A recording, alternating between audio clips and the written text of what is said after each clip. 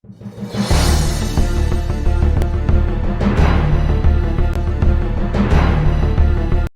बार की बात है, घने जंगल में एक उन्मत्त हाथी ने भारी उत्पात मचा रखा था। वह अपनी ताकत के नशे में चूर होने के कारण किसी को कुछ भी नहीं समझता था। एक पेड़ पर एक चिड़िया व चिड़े का एक छोटा सा सुखी संसार था।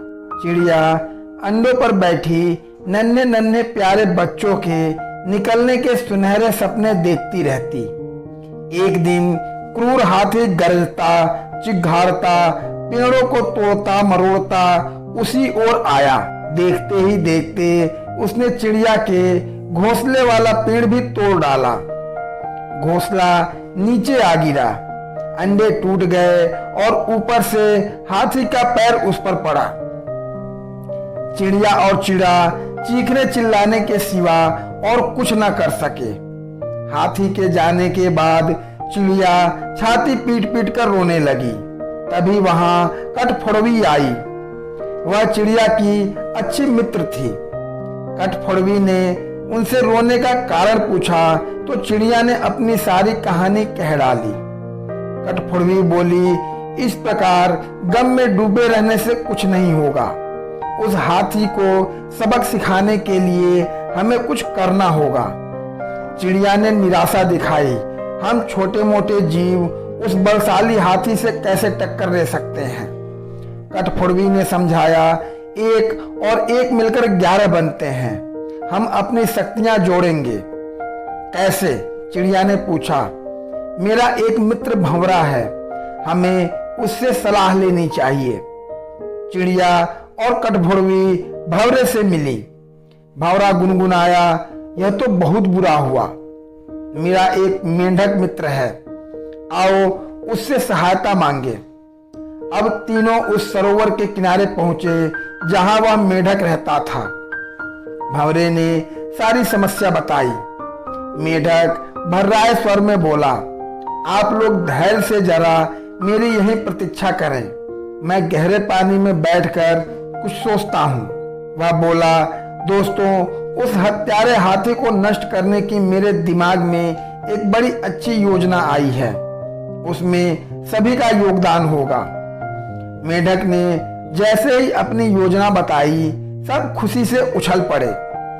योजना सचमुच ही अद्भुत थी। मेंढक ने दोबारा बारी बारी सबको अपना अपना रोल समझाया। कुछ ही दूर वह उन्मत्त हाथी तोड़फोड़ मचाकर वह पेट भरकर कोपलों वाली शाखाएं खाकर मस्ती में खड़ा झूम रहा था। पहला काम भंवरे का था। वह हाथी के कानों के पास जाकर मधुर राग बुझाने लगा। राग सुनकर हाथी मस्त होकर आंखें बंद करके झूमने लगा। तभी कठफोड़वी ने अपना काम कर दिखाया।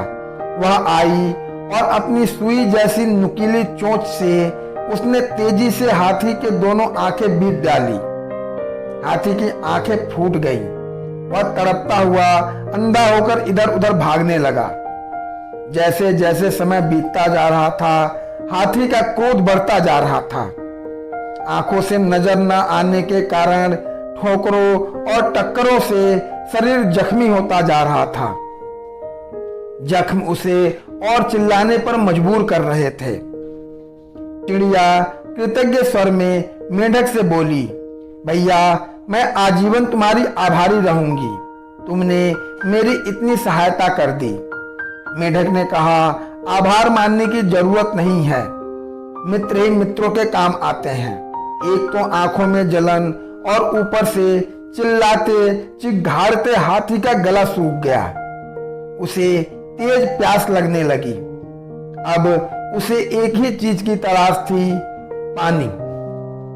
मेंढक ने अपने बहुत से बंधु बांधवों को इकट्ठा किया और उसे ले जाकर दूर बहुत बड़े गड्ढे के किनारे बैठकर टर्राने के लिए कहा। सारे मेंढक टर्राने लगे। मेंढक की टर्राहट सुनकर हाथी के कान खड़े हो गए। वह यह जानता था कि मेंढक जल स्रोत के निकट ही वास करते हैं। वह उसी दिशा में चल पड़ा। तर्राहट और तेज होती जा रही थी। प्यासा हाथी और तेज भागने लगा। जैसे ही हाथी गड्ढे के निकट पहुंचा, मेंढकों ने पूरा जोर लगाकर टर्राना शुरू किया।